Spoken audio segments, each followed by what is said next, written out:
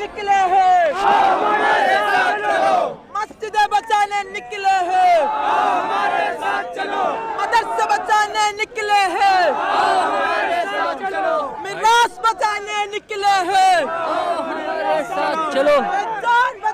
वक्फ amendment bill के ख़िलाफ़ आज दिल्ली के जंतर मंतर पर आप ये देख रहे हैं, यहाँ ये all India Muslim Personal Law board और दूसरी तमाम मुस्लिम संगठनों की ओर से ये धरना प्रदर्शन यहाँ चल रहा है। इस वक्त ये आप देख सकते हैं, ये दिल्ली और आसपास के लोग यहाँ जमा हुए हैं। बड़ी तादाद में यहाँ मुसलमान आज वक्फ बोर्ड बचाने आए हैं और नारे भी यहाँ लगाए जा रहे हैं कि हम वक्फ बचाने निकले हैं, आओ हमारे साथ चलो। इस किस्म के इस तरह के नारे यहाँ लोग लगा रहे हैं। यहाँ हम मुल्क बचाने निकले हैं,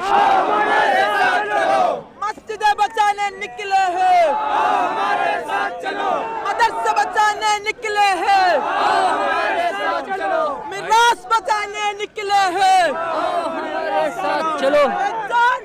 तो ये all India Muslim Personal Law board की ओर से जिस तरह से आज ये कॉल दी गई थी दिल्ली में एक बड़े धरने की, यहाँ बड़ी तादाद में लोग मौजूद हैं दिल्ली के जंतर मंतर पर, जहाँ all India Muslim Personal Law board है, वहीं दूसरी तमाम जो मुस्लिम संगठन हैं उनकी ओर से यहाँ बड़ा कैडर यहाँ दिखाई दे रहा है। इसी तरह से यहाँ वेलफेयर पार्टी ऑफ इंडिया भी इस धरने में आज के शामिल है। हमारे साथ वेलफेयर पार्टी ऑफ इंडिया के आरिफ अखलाक साहब हैं, आइए हमसे हम बात करेंगे।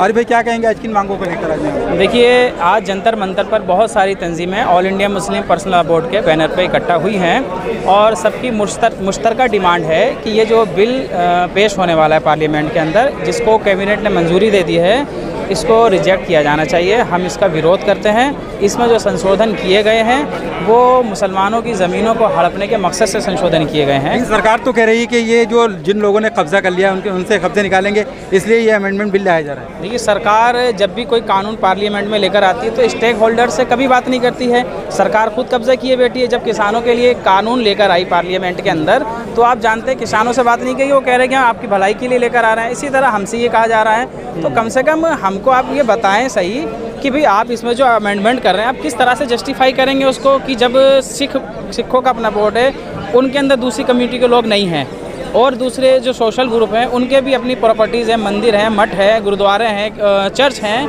तो उन्हीं के लोग उनकी देखरेख करते हैं। सरकार का उसमें कोई दखल नहीं होता है। तो यहाँ जिस तरह से चीज़ों को मतलब किया जा रहा है, संशोधन किया जा रहा है, वो सीधे से उनका ये मंशा है कि मुसलमानों को कमज़ोर किस तरह से किया जाए। तो हम यहाँ जो इकट्ठा हुए हैं, ये हमारा संवैधानिक अधिकार है कि हम अपने इबादत गाहों की हिफाजत करें, उनको कायम करें, और जो भी प्रॉपर्टीज़ वक्फ की जाती है मुसलमानों के ज़रिए, वो अल्लाह के लिए वक्फ की जाती है, वो क़यामत तक उसी मकसद के लिए इस्तेमाल होगी। अगर मस्जिद वक्फ की गई है तो मस्जिद ही रहेगी क़यामत तक, ना उसे ख़रीदा जा सकता है ना बेचा जा सकता है। तो सरकार जिस तरह की चीज़ें उसमें लेकर आ रही है वो बिल्कुल गैर संवैधानिक चीज़ें हैं। ये तमाम बातें समझाने के लिए तो all India Muslim Personal Law board मौजूद है। क्या सरकार को वो बता नहीं पा रहा है कि ये जो वक्फ की जो ज़मीनें होती हैं ये अल्लाह की मिल्कियत होती हैं, अल्लाह की वक्फ की जाती हैं, ये तमाम बातें क्यों नहीं बताई गई? देखिए, जब बिल पार्लियामेंट में पहले पेश किया गया था तो उसके बाद all India Muslim Personal Law Board के ज़िम्मेदारान ने अपोजिशन पार्टीज़ के लीडर से मुलाकात की। उसके बाद अपोजिशन पार्टीज़ के लीडर ने पार्लियामेंट के अंदर उसका विरोध किया, जिसके बाद JPC बनाई गई, जॉइंट पार्लियामेंट्री कमेटी। तो उसमें all India personal Law Board के मेंबर भी थे, जिनका असदुद्दीन ओवैसी साहब, और इसके अलावा बहुत सारी अपोजिशन पार्टी के लोग भी थे। और उसके बाद भी लगातार अपनी बात सरकार तक पहुंचाई जा रही है कि हम इसको रिजेक्ट करते हैं, ये आप गलत कर रहे हैं, ये नाइंसाफ़ी है, लेकिन सरकार अपनी मनमानी पर अड़ी हुई है। इसके बावजूद भी अगर ये बिल जो पास हो जाता है तो क्या अगला कदम क्या होगा आप सबका, जो तमाम मुस्लिम संगठन है? देखिए, जितने भी संवैधानिक तरीके हैं विरोध करने के, जितने भी कानूनी रास्ते हैं, वो उसको अपनाया जाएगा। जिस तरह से आपने देखा साबिका कुछ साल पहले NRC और CA के ख़िलाफ़ मूवमेंट इस मुल्क के अंदर खड़ा हुआ, बहुत कामयाब मूवमेंट था।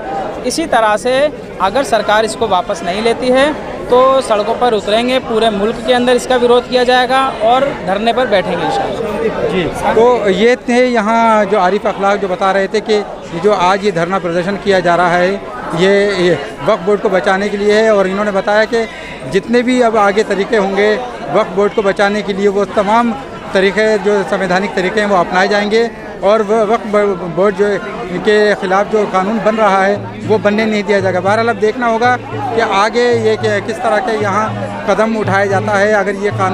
अगर ये बिल पास हो जाता है तो। NGTV के लिए नई दिल्ली के जंतर मंतर से अबुल कलाम।